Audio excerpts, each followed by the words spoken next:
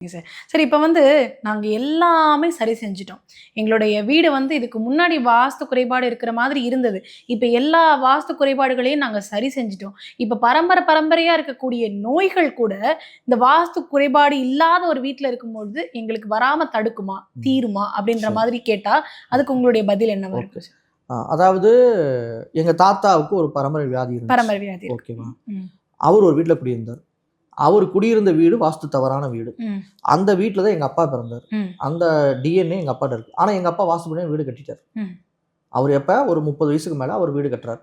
இப்ப எங்க அப்பாவுக்கு அந்த நோய் இருக்குமானா கண்டிப்பா இருக்கும். ம். ஏன்னா டிஎன்ஏ அப்படிங்கிறது ஒரு அடுத்த தலைமுறை வரைக்கும் கொண்டு போகும். சரிங்களா? இருக்கும். ஆனா எங்க அப்பா வீடு கட்டுறாரு பார்த்தீங்களா? வீடு கட்டி அதுக்கப்புறம் அந்த இடத்துல ஒரு குழந்தை பிறந்ததுல அந்த குழந்தைக்கு அந்த பாதிப்பு இருக்காது. ம். அவர் வாஸ்துபடியான வீட்ல கட்டிட்டார். சரி.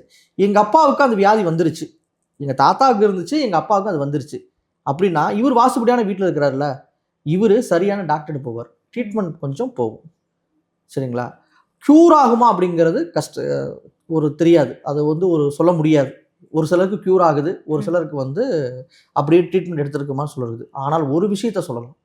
அந்த வீட்ல பிறக்கக்கூடிய ஒரு குழந்தை கண்டிப்பா அந்த டிஎன்ஏனால அஃபெக்ட் ஆயிருக்காது. ம்.